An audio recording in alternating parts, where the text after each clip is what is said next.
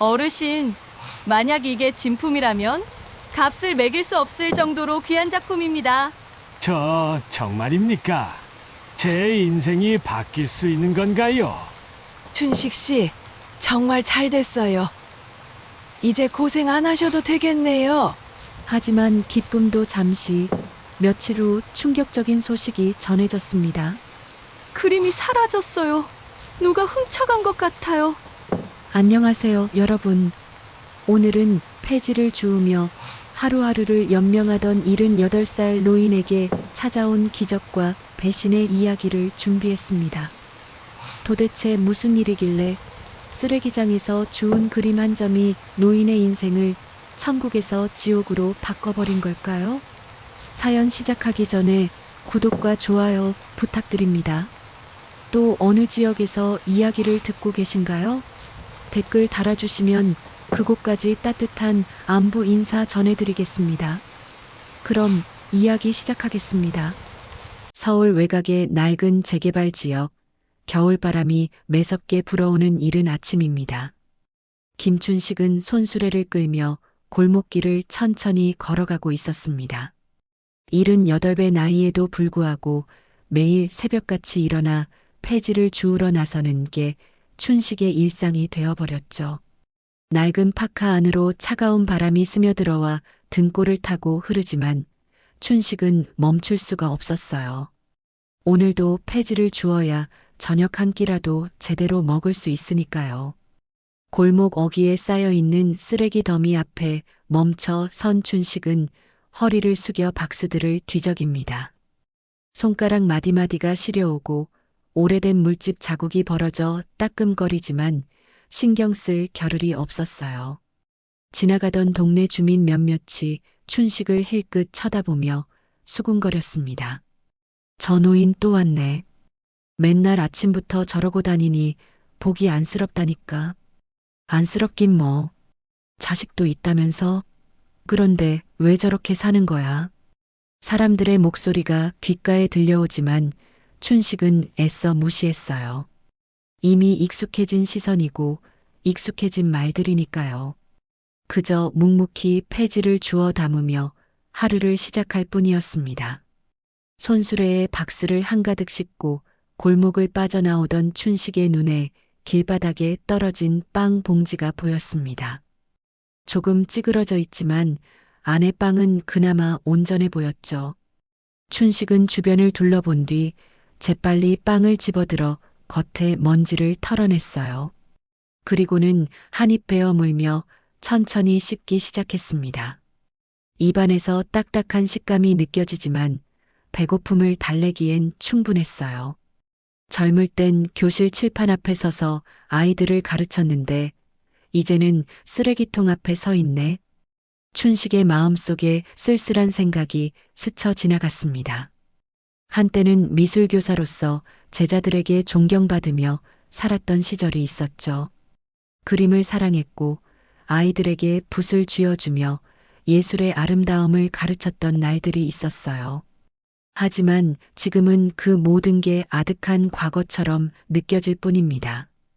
오전 내내 골목을 돌아다니며 폐지를 주운 춘식은 오후가 되어서야 고물상으로 향했습니다. 손수레를 끌고 비탈길을 오르는 게 점점 힘에 겨워지지만 춘식은 이를 악물고 발걸음을 옮겼어요. 고물상 주인은 무심한 표정으로 폐지 무게를 달더니 몇 장의 지폐를 내밀었습니다. 오늘은 이것밖에 안 되네요, 할아버지. 고맙습니다. 춘식은 돈을 받아 주머니에 넣고 고개를 숙여 인사했어요. 하루 종일 고생해서 번 돈이 고작 몇천 원에 불과하지만 그래도 감사할 따름이었습니다. 이 돈으로 저녁에 편의점에서 도시락 하나를 사 먹을 수 있으니까요. 해가 뉘엿뉘엿 지고 어둠이 내려앉을 무렵 춘식은 허름한 단칸방으로 돌아왔습니다. 낡은 철문을 열고 안으로 들어서자 냉기가 확 밀려들었어요. 보일러를 틀 돈이 아까워 껐기 때문에 방 안은 밖보다 더 춥게 느껴졌죠. 춘식은 두꺼운 이불을 꺼내 몸에 둘둘 감고 구석에 놓인 작은 전기밥솥 옆에 앉았습니다. 편의점에서 사온 할인 도시락을 뜯어 한 숟가락 떠먹으며 춘식은 벽에 걸린 낡은 사진 한 장을 바라봤어요. 젊은 시절 교단에 서 있던 자신의 모습이 담긴 흑백 사진입니다. 그때는 웃고 있었죠. 희망이 있었고 미래가 있었어요. 하지만 지금은 그 모든 게 사라지고 없습니다. 어쩌다 이렇게 됐을까?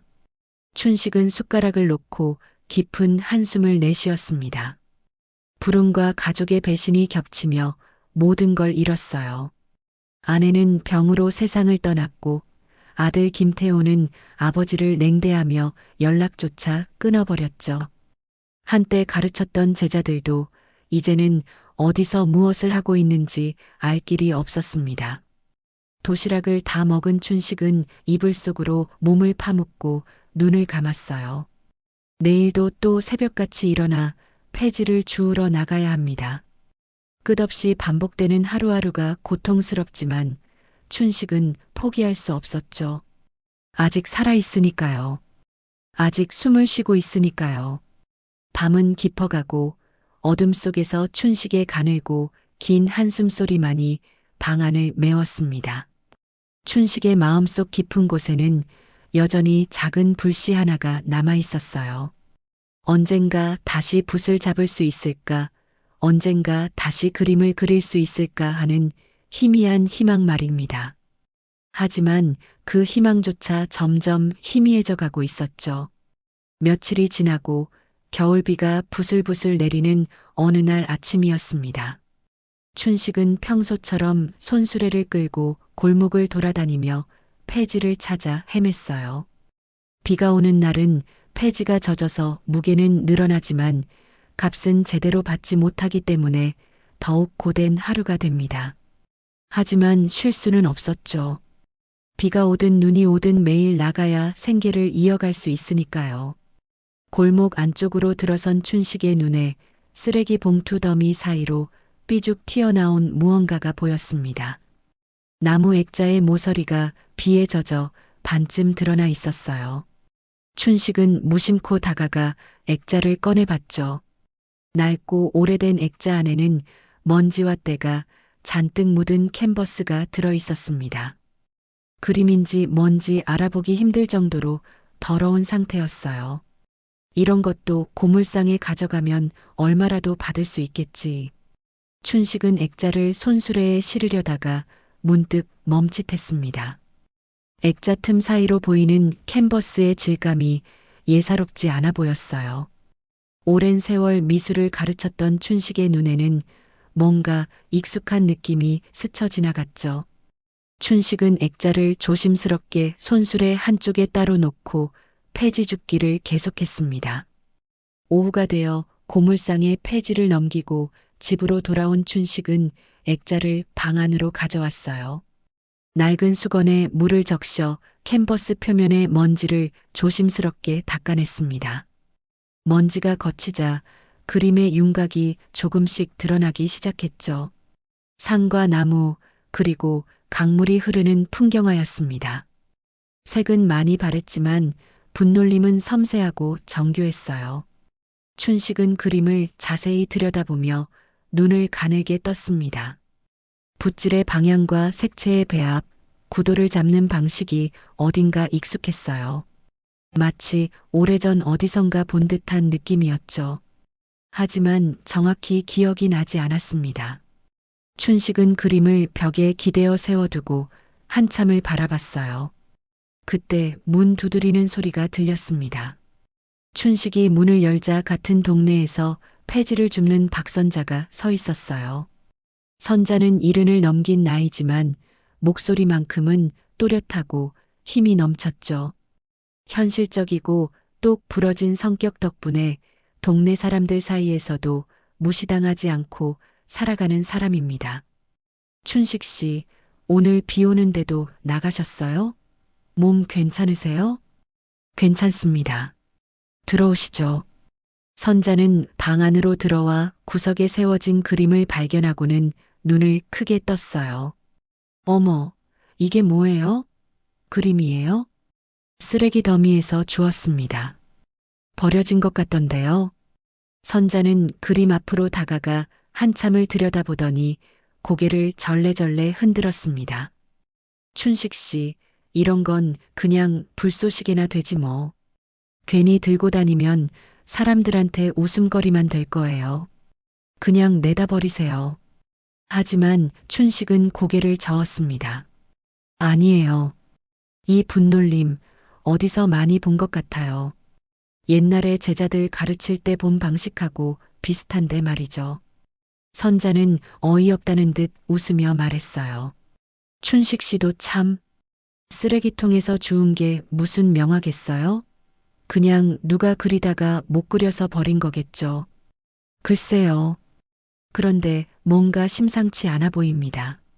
선자는 더 이상 말을 잇지 않고 그저 춘식을 걱정스럽게 바라봤어요. 사실 선자는 춘식에게 은근한 호감을 품고 있었습니다. 같은 처지에서 폐지를 주우며 살아가는 동료지만 춘식에게는 다른 노인들과는 다른 무언가가 있었죠. 교양 있고 차분한 말투, 그리고 여전히 무언가를 배우고 생각하려는 태도가 선자의 마음을 끌어당겼습니다. 그래요, 춘식 씨 마음대로 하세요. 근데 몸 챙기면서 하세요. 요새 날씨가 추운데 감기라도 걸리면 큰일이에요. 고맙습니다, 선자 씨. 걱정해 주셔서요. 선자는 방을 나서며 한 번 더 그림을 돌아봤습니다. 선자의 눈에는 걱정과 함께 묘한 기대감도 비쳤어요. 혹시 정말 그림이 가치 있는 것이라면 춘식의 삶이 조금이라도 나아질 수 있지 않을까 하는 작은 희망 말이죠.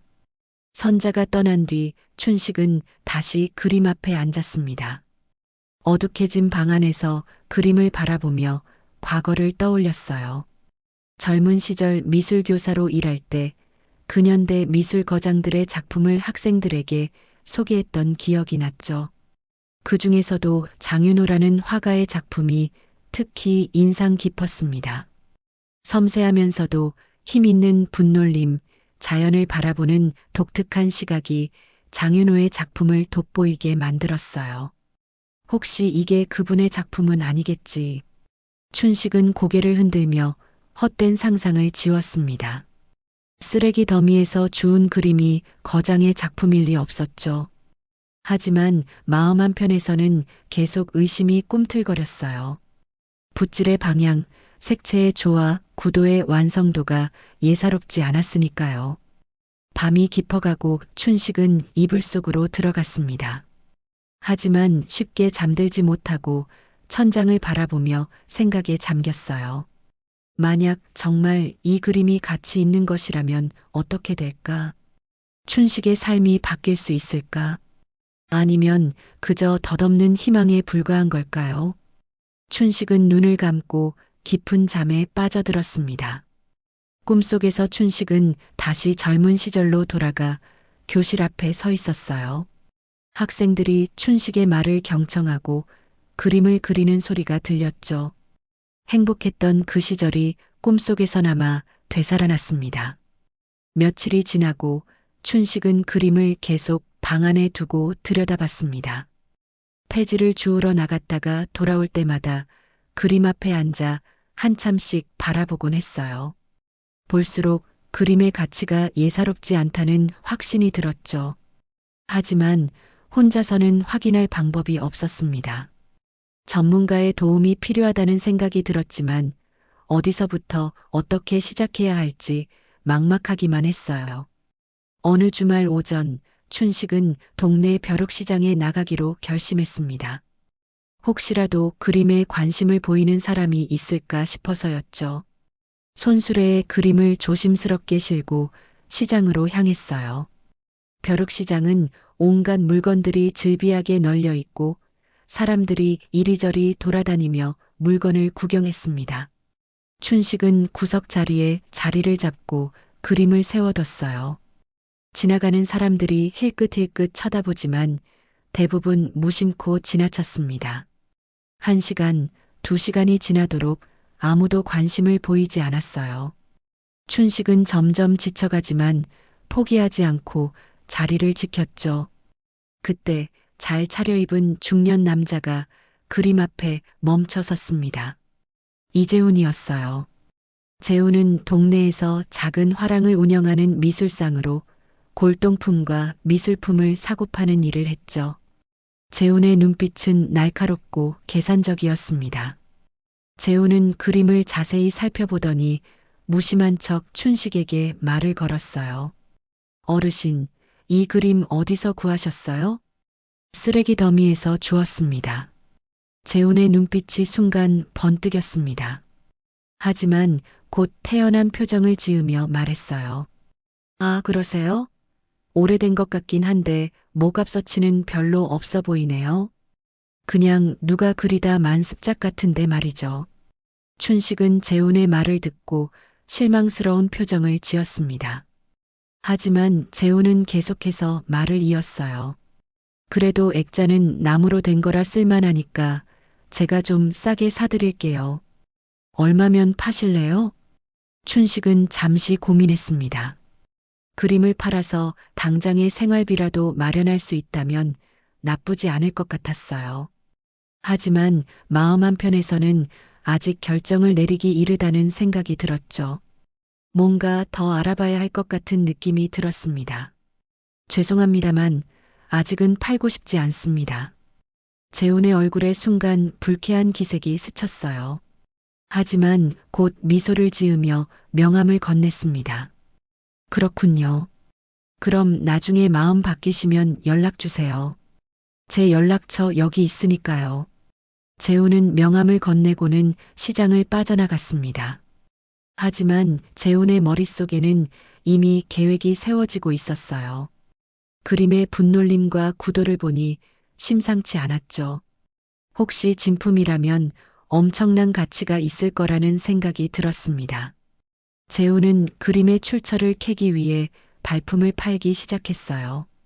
춘식은 벼룩시장에서 돌아온 뒤 선자를 찾아갔습니다. 선자는 작은 쪽방에서 라면을 끓이고 있었어요. 춘식이 문을 두드리자 선자는 반갑게 맞아줬죠. 어머, 춘식 씨. 무슨 일이세요? 선자 씨, 조언 좀 구하고 싶어서 왔습니다. 춘식은 오늘 벼룩시장에서 있었던 일을 선자에게 이야기했어요. 선자는 라면을 먹으며 춘식의 이야기를 듣더니 고개를 끄덕였습니다. 그 사람 수상해 보이네요. 만약 그림이 정말 값어치 없는 거라면 굳이 사겠다고 하지 않았겠죠. 뭔가 있는 거예요. 저도 그렇게 생각했습니다. 그래서 어떻게 해야 할지 모르겠어요. 선자는 잠시 생각하더니 말했어요. 춘식 씨, 시내에 큰 미술관 있잖아요. 거기 큐레이터한테 한번 물어보는 게 어때요? 전문가가 보면 알 수 있지 않을까요? 춘식은 선자의 말에 고개를 끄덕였습니다. 그것이 가장 확실한 방법일 것 같았어요. 하지만 미술관에 찾아가는 것 자체가 쉬운 일은 아니었죠. 당당히 들어가서 그림을 보여줄 용기가 필요했습니다. 선자 씨 말이 맞습니다. 한번 가봐야겠어요. 제가 같이 갈까요? 아닙니다. 혼자 가보겠습니다. 고맙습니다, 선자 씨. 선자는 춘식을 걱정스럽게 바라봤어요. 춘식이 실망하지 않기를 바라는 마음이었죠. 하지만 동시에 혹시라도 그림이 정말 가치 있는 것이라면 춘식의 삶이 나아질 수 있을 거라는 희망도 품었습니다. 며칠 후 춘식은 깨끗한 옷으로 갈아입고 그림을 조심스럽게 보자기에 싸서 미술관으로 향했어요. 버스를 타고 시내로 들어가는 동안 가슴이 두근거렸습니다. 혹시 사람들이 자신을 이상하게 보지 않을까, 혹시 미술관 직원들이 쫓아내지 않을까 하는 걱정이 앞섰죠.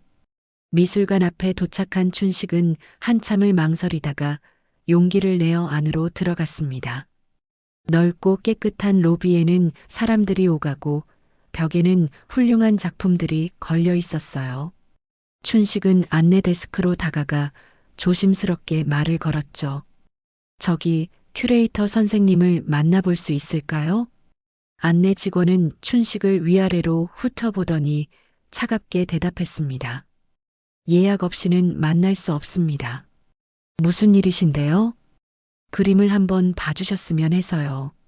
직원은 귀찮다는 듯 한숨을 쉬며 말했어요. 그런 건 개인 감정 서비스가 아닙니다. 전문 감정 기관에 가셔야 해요. 춘식은 당황하며 물러서려는데 마침 옆을 지나가던 젊은 여성이 춘식의 말을 듣고 다가왔습니다. 정혜진이었어요. 혜진은 이 미술관의 큐레이터로 일하고 있으며 정의감이 강한 성격이었죠. 어르신, 제가 도와드릴게요. 무슨 일이신지 말씀해 보세요. 춘식은 혜진에게 사정을 이야기하고 보자기에 싼 그림을 꺼냈습니다. 혜진은 그림을 받아들고 자세히 살펴봤어요. 처음에는 무심한 표정이었지만 점점 표정이 진지해졌죠. 혜진의 눈빛이 달라졌습니다.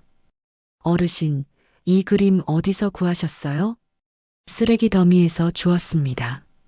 혜진은 그림을 더 자세히 들여다보며 중얼거렸어요. 이건 혹시 장윤호 선생님의 초기 작품일 수도 있어요. 분놀림이랑 색채 사용이 그분 스타일이랑 너무 비슷한데 말이죠. 춘식의 심장이 빠르게 뛰기 시작했습니다. 그게 무슨 뜻입니까? 혜진은 춘식을 똑바로 바라보며 말했어요. 어르신, 만약 이게 진품이라면 값으로 매길 수 없을 정도로 귀한 작품입니다. 정밀 감정을 받아봐야겠어요. 혜진은 춘식에게 며칠 안에 연락하겠다고 약속하고 그림을 미술관에 맡겨도 되겠냐고 물었습니다. 춘식은 잠시 망설였지만 결국 고개를 끄덕였어요. 혜진이라는 사람이 믿음직스러워 보였고 무엇보다 이 그림의 정체를 알고 싶었으니까요. 혜진은 춘식의 연락처를 받아 적고 그림을 조심스럽게 보관실로 옮겼습니다. 집으로 돌아온 춘식은 선자에게 오늘 있었던 일을 이야기했어요. 선자는 눈을 반짝이며 춘식의 말을 들었죠. 정말요? 큐레이터가 그렇게 말했어요? 춘식 씨, 이거 대박 나는 거 아니에요? 아직 확실한 건 아닙니다. 감정을 받아봐야 알 수 있대요. 그래도 희망이 있잖아요. 춘식 씨, 정말 잘 됐으면 좋겠어요. 선자의 진심 어린 응원에 춘식은 따뜻한 미소를 지었습니다. 오랜만에 느껴보는 기대감이었어요. 혹시 정말 이 그림이 가치 있는 것이라면 춘식의 인생이 조금이라도 나아질 수 있을까요? 며칠 후 혜진에게서 연락이 왔습니다. 춘식은 다시 미술관으로 향했어요. 혜진은 춘식을 작은 사무실로 안내했고 책상 위에는 그림과 함께 여러 자료들이 놓여 있었죠. 어르신, 일단 초보 감정 결과 이 그림은 진품일 가능성이 매우 높습니다. 장윤호 화백의 초기 작품으로 추정되고요. 춘식은 가슴이 벌렁거렸습니다. 그럼 이게 정말 그분의 작품이란 말입니까? 네, 하지만 최종 확정을 위해서는 더 정밀한 감정이 필요해요. 그리고 어르신, 이 사실이 알려지면 많은 사람들이 관심을 가질 겁니다. 조심하셔야 해요. 혜진의 말에 춘식은 고개를 끄덕였어요. 하지만 춘식은 미처 깨닫지 못했습니다. 이미 소문이 퍼지기 시작했다는 사실을 말이죠. 벼룩시장에서 춘식을 만났던 이재호는 그림에 대한 정보를 캐내기 위해 이리저리 발품을 팔았습니다. 그리고 마침내 춘식이 미술관에 그림을 가져갔다는 사실을 알아냈어요. 재호는 미술관 관계자에게 뇌물을 주고 정보를 빼냈죠. 그림이 장윤호의 작품일 가능성이 높다는 것, 그리고 곧 공식 감정 결과가 발표될 거라는 것까지요. 재호는 이를 악물었습니다. 그 그림을 자신이 먼저 발견했어야 했는데 늙은이가 욕심을 부려서 팔지 않았던 거예요. 재호는 어떻게든 그림을 손에 넣을 방법을 궁리하기 시작했죠. 며칠이 지나고 그림 진위 여부에 대한 소문이 동네에 퍼지기 시작했습니다. 지역 신문에 작은 기사가 실렸고 사람들은 폐지 줍는 노인이 엄청난 그림을 발견했다는 이야기에 술렁거렸어요. 춘식이 골목을 지나갈 때마다 사람들의 시선이 달라졌죠. 저 양반이 그 그림 주운 사람이래. 쓰레기통에서 주웠는데 수억 원짜리라잖아. 복도 많지. 우리는 맨날 폐지 주워도 푼돈밖에 못 버는데. 사람들의 수군거림 속에는 부러움과 질투가 뒤섞여 있었습니다. 어제까지만 해도 불쌍한 노인 취급을 하던 사람들이 이제는 춘식을 다르게 보기 시작했어요. 춘식은 이런 변화가 불편했지만 어쩔 수 없었죠. 그러던 어느 날 춘식의 집 앞에 낯선 차 한 대가 멈춰 섰습니다. 차에서 내린 사람은 다름 아닌 춘식의 아들 김태호였어요. 태호는 오랜만에 아버지를 찾아왔지만 춘식은 반갑기보다는 의아했죠. 10년 넘게 연락도 하지 않던 아들이 갑자기 찾아온 이유가 뭘까요? 아버지. 태호는 어색하게 웃으며 춘식에게 다가왔습니다. 춘식은 문 앞에 서서 아들을 바라봤어요. 무슨 일이냐? 아버지, 제가 지금까지 불효한 거 정말 미안했어요. 이제라도 같이 살고 싶어서 왔어요. 춘식은 아들의 말을 듣고 코웃음을 쳤습니다. 10년 넘게 쓸모없는 늙은이라며 무시하던 아들이 갑자기 효자 행세를 하다니요. 갑자기 웬 바람이냐? 너는 나를 짐이라고 했잖아. 태호는 당황한 표정을 지으며 말을 이었어요. 아버지, 제가 철없었어요. 이제 정신 차렸어요. 그림도 제가 잘 관리해 드릴게요. 혹시 사기꾼들이 접근할 수도 있으니까요. 그림. 결국 태호도 그림 때문에 온 거였습니다. 춘식은 가슴이 먹먹해졌어요. 아들이 진심으로 자신을 걱정해서 온 게 아니라 돈 냄새를 맡고 찾아온 거였죠. 들어가거라. 나는 내 도움이 필요 없다. 아버지, 그렇게 말씀하지 마세요. 저 진짜 반성했어요. 태호는 춘식의 손을 잡으려 했지만 춘식은 손을 뿌리쳤습니다. 손 치워. 내 눈빛, 돈 냄새가 난다. 썩 꺼지지 못할까? 춘식의 단호한 목소리에 태호는 할 말을 잃었어요. 하지만 쉽게 물러서지 않았죠. 태호는 자신의 아버지가 곧 큰 돈을 손에 쥐게 될 거라는 걸 알고 있었으니까요. 어떻게든 그 돈의 일부를 챙겨야 했습니다. 아버지, 제가 아버지 법적 보호자예요.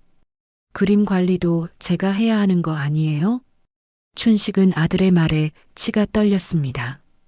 법적 보호자라는 말을 꺼내다니 결국 법으로 자신을 압박하려는 속셈이었어요. 내가 내 보호자라고? 10년 넘게 나 혼자 살게 내버려 두고? 아버지, 제발 화 풀으세요. 우리 가족인데 이러지 말아요. 태호는 애원하듯 말했지만 춘식은 더 이상 들으려 하지 않았습니다. 춘식은 문을 닫고 안으로 들어가 버렸어요. 태호는 문 밖에서 한참을 서 있다가 결국 돌아갔죠. 하지만 태호의 머릿속에는 이미 계획이 세워지고 있었습니다. 어떻게든 그 그림을 손에 넣어야 한다는 생각뿐이었어요. 그날 밤 춘식은 이불 속에서 눈물을 흘렸습니다. 아들마저 자신을 돈으로 보는 현실이 너무나 비참했어요. 그림이 발견된 것이 과연 축복일까요? 아니면 또 다른 불행의 시작일까요? 춘식은 알 수 없었습니다. 며칠이 지나고 춘식은 미술관으로부터 공식 감정 결과 발표일이 다가온다는 연락을 받았습니다. 혜진은 춘식에게 발표 당일 미술관에 와달라고 부탁했어요. 언론 인터뷰도 있을 거라며 마음의 준비를 하라고 조언했죠. 춘식은 긴장되면서도 한편으로는 기대가 됐습니다. 드디어 그림의 정체가 밝혀지는 날이 온 거예요. 발표일 전날 밤 춘식은 잠을 이루지 못했습니다. 침대에 누워 천장을 바라보며 온갖 생각이 머릿속을 스쳐 지나갔어요. 만약 정말 진품이라면 어떻게 될까? 돈이 생기면 춘식의 삶은 어떻게 바뀔까? 하지만 동시에 불안감도 밀려왔죠. 아들 태호가 다시 찾아올지도 모른다는 생각, 그리고 이재훈 같은 사람들이 또 어떤 수를 쓸지 모른다는 두려움이 춘식을 짓눌렀습니다. 다음 날 아침 춘식은 선자와 함께 미술관으로 향했어요. 선자는 춘식을 혼자 보낼 수 없다며 기어이 따라 나섰죠. 버스 안에서 선자는 춘식의 손을 꼭 잡으며 말했습니다. 춘식 씨, 무슨 일이 있어도 제가 옆에 있을게요. 걱정하지 마세요. 고맙습니다, 선자 씨. 선자 씨가 없었으면 여기까지 오지도 못했을 겁니다. 미술관 앞에는 이미 기자들과 사람들이 모여 있었어요. 춘식이 도착하자 카메라 플래시가 터지기 시작했죠. 춘식은 눈이 부셔 얼굴을 찌푸렸지만 선자가 춘식을 부축하며 안으로 안내했습니다. 혜진이 입구에서 춘식을 기다리고 있었어요. 어르신 오셨군요. 이쪽으로 오세요. 혜진은 춘식을 회의실로 안내했습니다. 회의실에는 미술관 관계자들과 전문 감정가들이 앉아 있었어요. 춘식은 떨리는 마음으로 자리에 앉았죠. 잠시 후 감정 책임자가 일어나서 결과를 발표하기 시작했습니다. 여러분, 오늘 발표할 그림은 김춘식 어르신께서 발견하신 작품입니다. 정밀 감정 결과 이 그림은 근현대 거장 장윤호 화백의 초기 작품으로 확인되었습니다. 회의실에 있던 사람들 사이에서 탄성이 터져 나왔어요. 춘식은 귀를 의심했습니다. 정말 진품이었던 거예요. 감정가는 계속해서 설명을 이어갔습니다. 이 작품은 장윤호 화백이 30대 초반에 그린 것으로 추정되며 현존하는 그의 작품 중에서도 매우 귀한 초기작입니다. 시장 가치로 따지면 최소 5억 원 이상으로 평가됩니다. 5억 원. 춘식은 숨이 멎는 것 같았어요. 평생 폐지를 주어도 벌 수 없는 돈이었죠. 옆에 앉은 선자도 눈을 동그랗게 뜨고 춘식을 바라봤습니다. 발표가 끝나고 기자들이 춘식에게 질문을 쏟아냈어요. 어르신, 그림을 발견했을 때 기분이 어떠셨어요? 이 돈으로 무엇을 하실 계획이신가요? 춘식은 당황스러웠지만 최대한 침착하게 대답했습니다. 처음에는 그냥 쓰레기인 줄 알았습니다. 하지만 분놀림이 예사롭지 않아서 잘 보관했죠. 돈은 아직 생각해보지 않았습니다. 기자회견이 끝나고 춘식은 혜진과 함께 조용한 사무실로 이동했어요. 혜진은 춘식에게 앞으로의 절차에 대해 설명했습니다. 어르신, 이제 그림을 어떻게 하실 건지 결정하셔야 해요. 경매에 내놓으실 수도 있고 미술관에 기증하실 수도 있고요. 선택은 어르신께 달려 있습니다. 춘식은 고개를 끄덕였지만 아직 결정을 내릴 수가 없었어요. 너무 많은 일이 한꺼번에 벌어져서 머리가 복잡했죠. 그날 저녁 춘식과 선자는 조용한 식당에서 식사를 했습니다. 선자는 춘식을 축하하며 말했어요.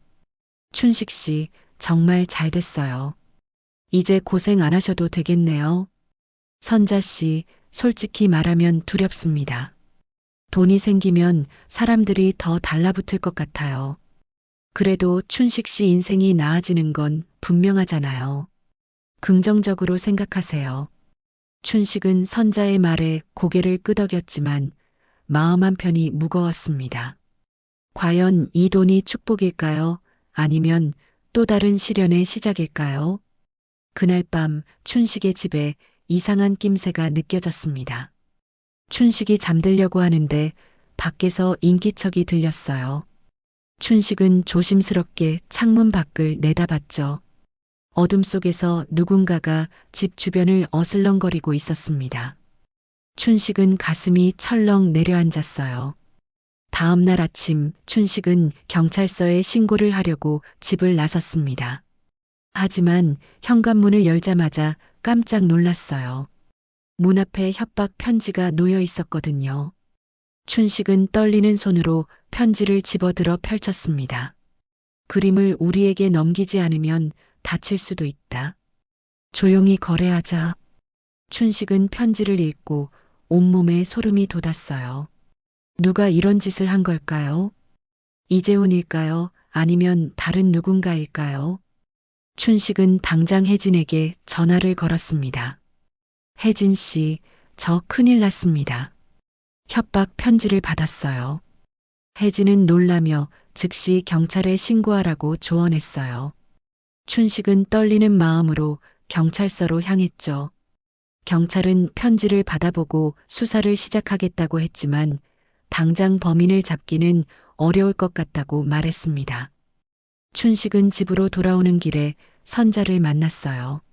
선자는 춘식의 창백한 얼굴을 보고 깜짝 놀랐죠. 춘식 씨, 무슨 일 있어요? 얼굴이 왜 그래요?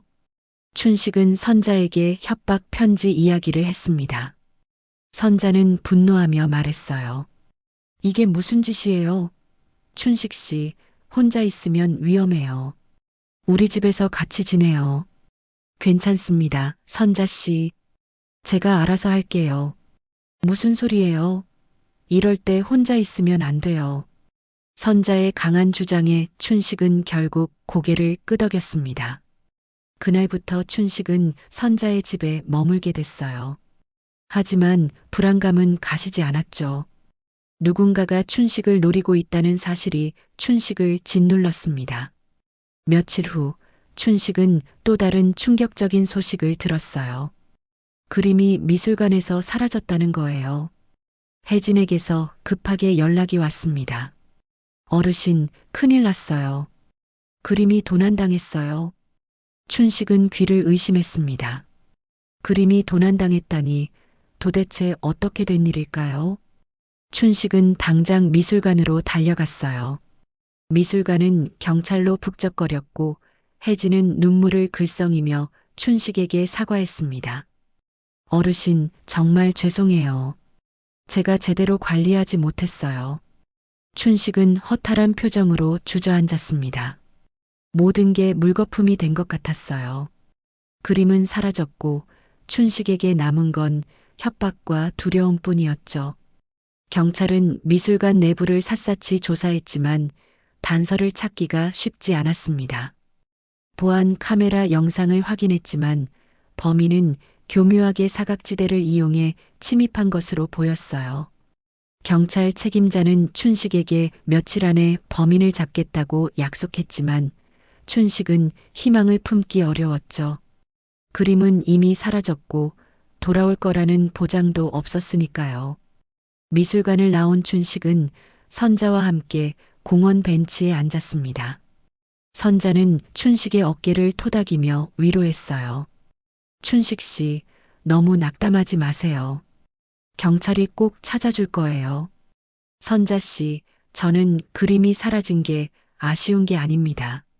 제 인생에 잠깐 찾아온 희망이 또 사라진 것 같아서 허무할 뿐이에요. 춘식의 목소리에는 깊은 체념이 묻어났습니다. 선자는 더 이상 할 말을 찾지 못하고 그저 춘식 곁에 앉아 있었어요. 그날 저녁 동네 사람들 사이에서는 또 다른 소문이 퍼지기 시작했습니다. 춘식이 그림을 잃어버렸다는 소문이었어요. 사람들은 수군거렸죠. 그 노인 치매 아니래? 그림을 어디 뒀는지 기억도 못한대. 아니, 도난당한 거래. 누가 훔쳐간 거지. 어쨌든 복도 없네. 잠깐 부자 될 뻔하더니 다시 원래대로 돌아갔어. 사람들의 손가락질과 비웃음이 춘식의 귓가에 들려왔지만 춘식은 이미 무감각해져 있었습니다. 더 이상 상처받을 기력도 남아있지 않았어요. 며칠이 지나고 혜진이 춘식을 찾아왔습니다. 혜진의 얼굴에는 뭔가 알아낸 듯한 표정이 역력했어요. 어르신, 제가 혼자 조사를 좀 해봤어요. 그림 도난 사건 말이에요. 춘식은 고개를 들어 혜진을 바라봤습니다. 무엇을 알아냈습니까? 미술관 내부 직원 중 한 명이 최근에 갑자기 사표를 냈어요. 그리고 그 직원이 이재훈이라는 화상과 자주 만났다는 정보를 입수했습니다. 이재훈, 춘식은 그 이름을 듣는 순간 분노가 치밀어 올랐어요. 벼룩시장에서 그림을 사려고 했던 바로 그 남자였죠. 그럼 이재훈이 그림을 훔쳐간 겁니까? 확실하지는 않지만 의심할 만한 정황이 충분해요. 저는 이 정보를 경찰에 넘겼고 경찰이 이재훈을 조사하고 있어요. 춘식은 주먹을 불끈 쥐었습니다. 만약 정말 이재훈이 범인이라면 춘식은 절대 용서할 수 없었어요. 다음 날 춘식은 선자와 함께 이재훈의 화랑을 찾아갔습니다. 화랑은 조용했고 이재훈은 사무실에서 서류를 정리하고 있었어요. 춘식이 들어서자 이재훈은 놀란 표정을 지었죠. 어르신, 어떻게 오셨어요? 내 그림 어디 있습니까? 이재훈은 어리둥절한 표정을 지으며 말했어요. 무슨 말씀이세요? 저는 그림이 어디 있는지 모르는데요. 거짓말 마시오. 당신이 미술관 직원을 매수해서 그림을 훔쳐간 거 아닙니까? 이재훈은 코웃음을 쳤습니다. 어르신, 증거라도 있으세요? 함부로 사람을 의심하시면 명예훼손으로 고소당할 수도 있어요. 춘식은 이재훈의 뻔뻔한 태도에 치가 떨렸지만 선자가 춘식의 팔을 붙잡으며 진정시켰어요. 춘식 씨, 여기서 싸우면 안 돼요. 경찰한테 맡기는 게 나아요. 춘식은 이를 악물고 화랑을 나섰습니다. 하지만 마음속 분노는 쉽게 가라앉지 않았어요. 그날 밤 춘식은 잠을 이루지 못하고 뒤척였습니다. 선자의 집 거실에 누워 천장을 바라보며 생각에 잠겼어요. 그림을 되찾을 방법은 없을까? 이대로 포기해야 하는 걸까요? 다음 날 아침 춘식은 혜진에게서 또 다른 소식을 들었습니다. 경찰이 이재훈을 조사하던 중 중요한 단서를 발견했다는 거예요. 이재훈의 사무실에서 그림을 해외 경매에 내놓으려는 계획서가 발견됐다는 것이었죠. 경찰은 이재훈을 긴급 체포했고 그림의 행방을 추궁했습니다. 하지만 이재훈은 끝까지 입을 다물었어요. 그림이 어디 있는지 말하지 않았죠. 경찰은 이재훈의 집과 화랑을 수색했지만 그림은 발견되지 않았습니다. 춘식은 절망에 빠졌어요. 그림은 영영 돌아오지 않을 것만 같았죠. 하지만 혜진은 포기하지 않았습니다. 혜진은 미술관 자료실에서 장윤호 화백의 다른 작품들을 조사하기 시작했어요. 혹시 도난당한 그림과 연결될 만한 단서가 있을지도 모른다는 생각이었죠. 며칠 후 혜진은 놀라운 발견을 했습니다. 미술관 보관 기록 속에서 장윤호 화백의 습작 하나를 찾아낸 거예요. 그 습작의 뒷면에는 화백의 서명이 있었고 그 서명 방식이 춘식이 발견한 그림과 동일했죠. 혜진은 즉시 춘식에게 연락했습니다. 어르신, 제가 중요한 걸 발견했어요. 그림의 뒷면에 숨겨진 서명이 있을 거예요. 그걸 확인하면 진품임을 증명할 수 있어요. 춘식은 혜진의 말에 희망을 품었습니다. 만약 그림을 찾을 수 있다면 뒷면의 서명으로 진품임을 입증할 수 있다는 거였죠. 혜진은 경찰과 협력해서 이재훈이 그림을 숨겨둔 장소를 추적하기 시작했어요. 경찰은 이재훈의 통화 기록과 이동 경로를 분석했고 마침내 수상한 창고 하나를 발견했습니다. 경찰은 즉시 창고를 급습했고 그곳에서 그림을 발견했어요. 혜진은 그림의 뒷면을 조심스럽게 확인했습니다. 과연 혜진의 예상대로 액자 뒷면에 장윤호 화백의 서명이 숨겨져 있었어요. 혜진은 감격에 겨워 눈물을 흘렸죠. 어르신, 찾았어요. 그림을 찾았어요. 춘식은 혜진에게서 소식을 듣고 가슴이 벅차올랐습니다. 드디어 그림을 되찾은 거예요. 춘식은 선자와 함께 경찰서로 달려갔죠. 경찰서에는 그림이 안전하게 보관되어 있었고 춘식은 그림을 보는 순간 눈물을 흘렸습니다. 이제 끝난 건가요? 춘식은 혜진에게 물었어요. 혜진은 고개를 끄덕이며 말했습니다. 네, 어르신. 이제 안전해요. 이재훈은 도난 혐의로 기소될 거고 그림은 어르신께 돌아갈 거예요. 춘식은 비로소 안도의 한숨을 내쉬었습니다. 하지만 아직 해결되지 않은 문제가 하나 남아 있었어요. 바로 아들 김태호였죠. 춘식은 태호가 이 사건에 어떻게든 연루되어 있을 거라는 의심을 지울 수 없었습니다. 경찰 조사가 깊어지면서 충격적인 사실이 드러났습니다. 이재훈이 그림을 훔치는데 공모자가 있었다는 거예요. 경찰은 이재훈의 통화 기록을 분석하던 중 춘식의 아들 김태호와 여러 차례 통화한 흔적을 발견했죠. 경찰은 즉시 태호를 참고인으로 소환했고 태호는 어쩔 수 없이 경찰서로 출두했습니다. 춘식은 경찰에게서 이 소식을 듣고 충격에 빠졌어요. 아들이 정말 그림 도난에 연루되어 있었던 걸까요? 춘식은 믿고 싶지 않았지만 경찰의 조사 결과는 명백했습니다. 태호가 이재훈에게 그림의 정보를 넘겼고 둘이 함께 그림을 훔쳐 해외로 팔려는 계획을 세웠다는 거였죠. 춘식은 경찰서 조사실 밖에서 태호를 기다렸습니다. 조사가 끝나고 나온 태호의 얼굴은 창백했어요. 태호는 춘식을 보자 고개를 숙였죠. 아버지. 춘식은 아들을 바라보며 천천히 입을 열었습니다. 정말 내가 한 짓이냐? 태호는 대답하지 못했어요. 침묵이 흘렀고 그 침묵이 모든 것을 말해주고 있었죠. 춘식은 가슴이 무너져 내리는 것 같았습니다. 왜 그랬냐? 돈이 그렇게 중요했냐? 태호는 고개를 들어 춘식을 바라봤어요. 태호의 눈에는 후회와 절망이 가득했습니다. 아버지, 저는 빚이 너무 많았어요. 사업 실패하고 빚쟁이들한테 쫓기고 있었어요. 그림 소식을 듣고 정신이 나갔던 거예요. 그래서 아버지를 배신한 거냐? 내 아버지를 이용한 거냐?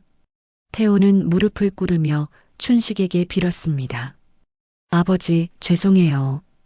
정말 죄송해요. 제가 눈이 멀었어요. 돈 앞에서 가족을 버렸어요. 춘식은 무릎 꿇은 아들을 내려다봤습니다. 분노와 슬픔이 뒤섞인 감정이 춘식의 가슴을 짓눌렀어요.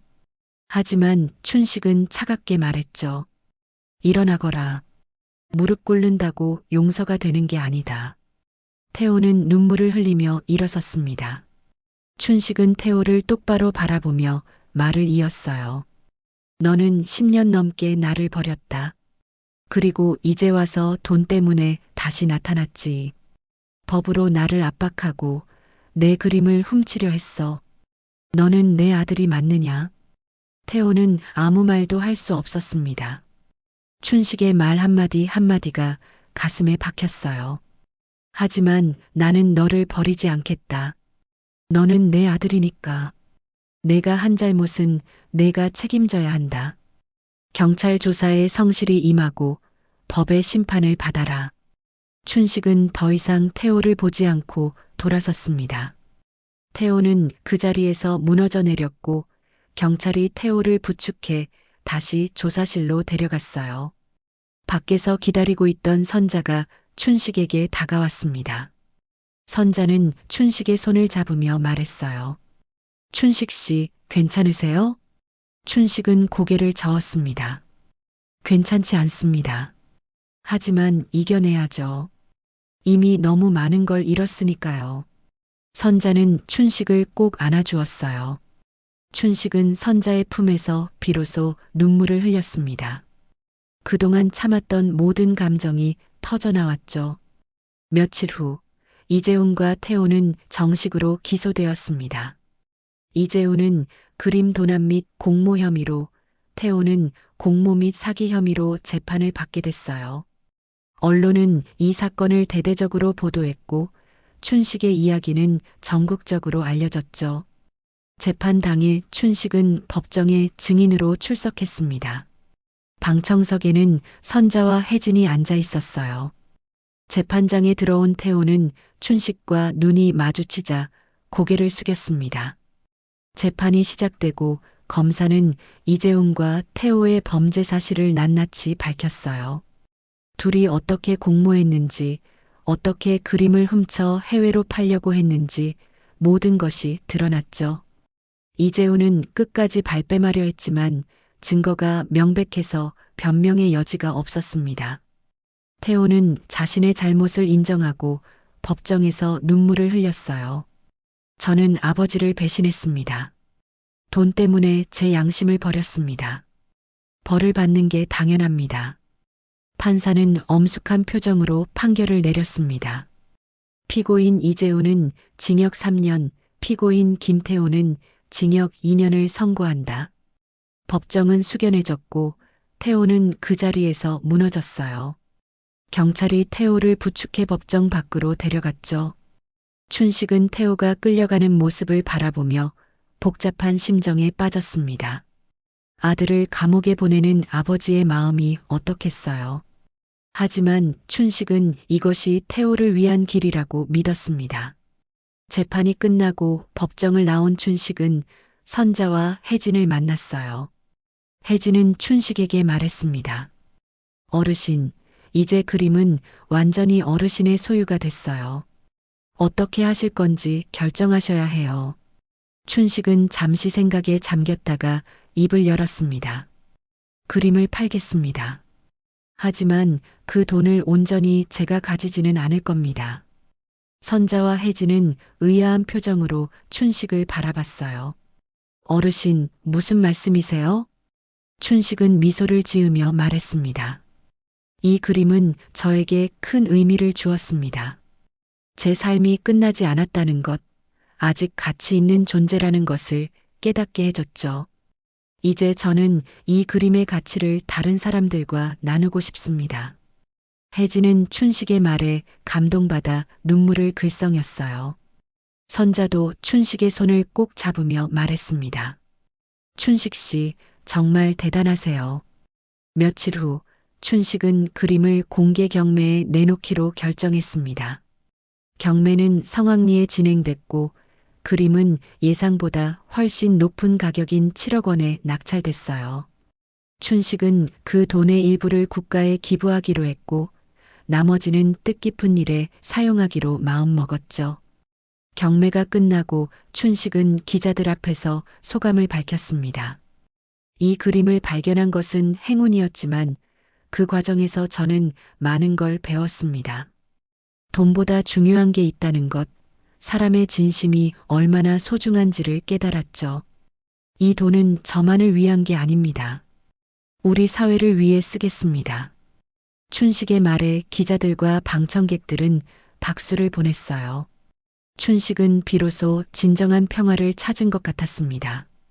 경매가 끝나고 몇 달이 지났습니다. 춘식의 삶은 완전히 달라져 있었어요. 더 이상 새벽같이 일어나 폐지를 주우러 나갈 필요가 없었죠. 하지만 춘식은 여전히 일찍 일어나는 습관을 유지했습니다. 다만 이제는 다른 목적을 위해서였어요.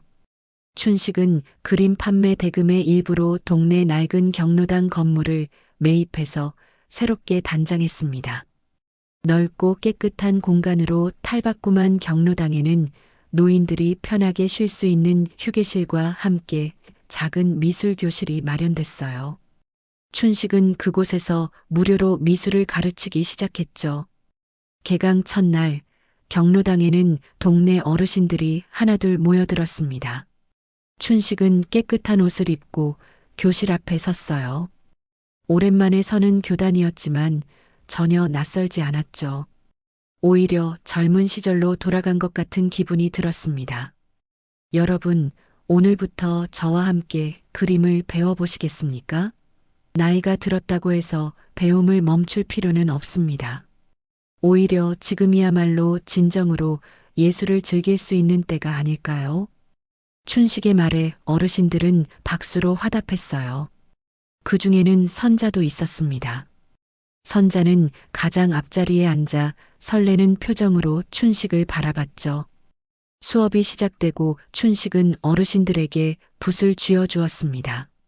처음 붓을 잡아보는 어르신들도 있었고 오래전에 그림을 그려본 적이 있는 어르신들도 있었어요.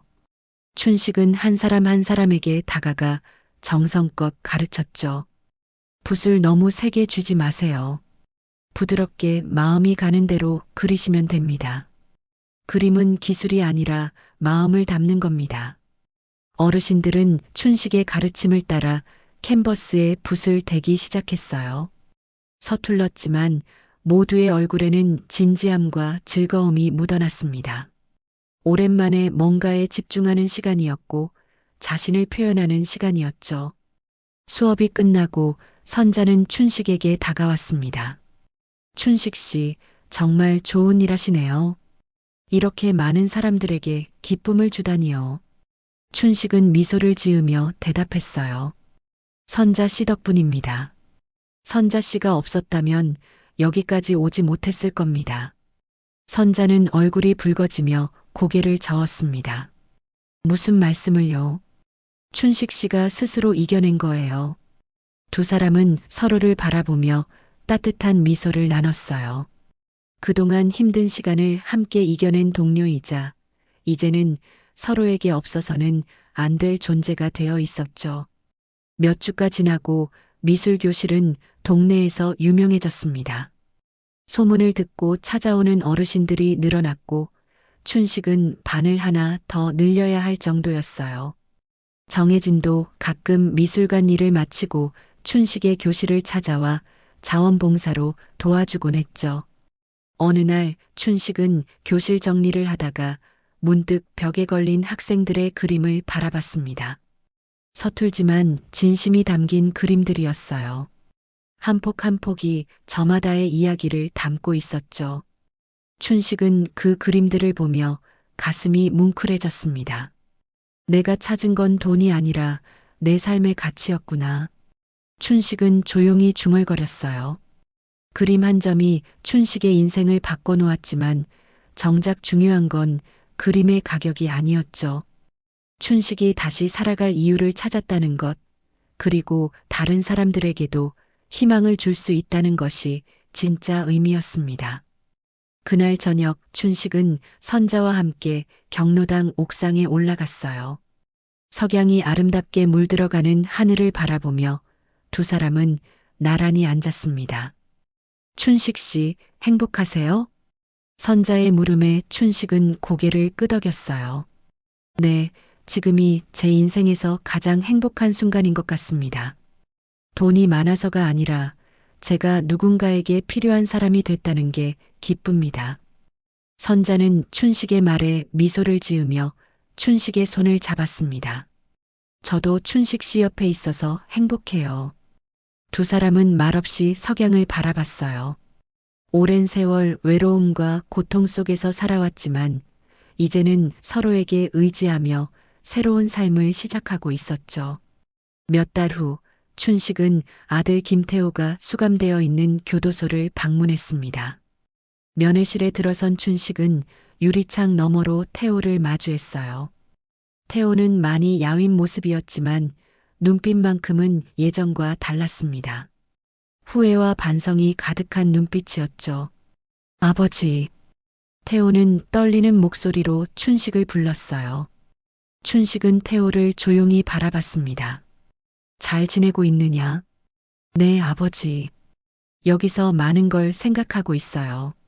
제가 얼마나 어리석었는지, 얼마나 소중한 걸 버렸는지요. 춘식은 고개를 끄덕이며 말했어요. 그걸 깨달았다면 다행이다. 내가 나오면 다시 시작할 수 있을 거다. 내가 도와주마. 태호는 춘식의 말에 눈물을 흘렸습니다. 아버지, 정말 죄송합니다. 제가 너무 큰 잘못을 저질렀어요. 알고 있다. 하지만 너는 내 아들이다. 나는 너를 포기하지 않을 거야.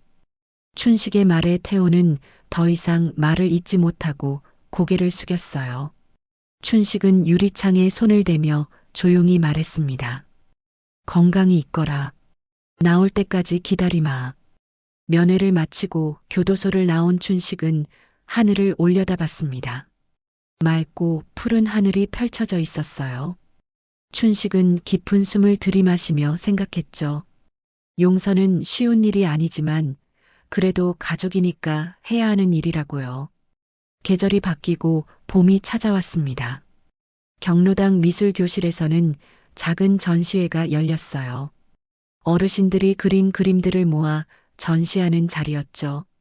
동네 사람들이 모여들었고 언론에서도 취재를 나왔습니다. 전시회장 한편에는 춘식이 직접 그린 그림도 걸려 있었어요. 오랜만에 붓을 잡고 그린 작품이었죠. 선자는 그림 앞에 서서 한참을 바라봤습니다. 그리고는 춘식에게 다가와 말했어요. 춘식 씨, 이 그림 정말 아름다워요. 춘식은 미소를 지으며 대답했습니다. 제 인생에서 가장 소중한 순간을 담았으니까요. 두 사람은 서로를 바라보며 웃었어요. 주변 사람들도 박수를 보냈죠. 아이들이 그림을 배우는 소리가 들려왔고 웃음소리가 복도를 채웠죠. 춘식은 그 소리를 들으며 눈을 감았습니다. 이제 춘식은 더 이상 외롭지 않았어요.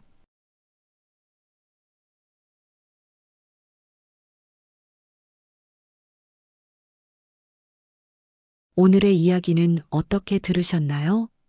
여러분의 소중한 생각을 댓글로 나눠주세요. 오늘 이야기가 마음에 와닿으셨다면 구독과 좋아요, 알림 설정 꼭 부탁드립니다. 다음에도 극적인 반전과 따뜻한 감동이 함께하는 이야기로 찾아뵙겠습니다. 끝까지 함께해 주셔서 진심으로 감사드립니다.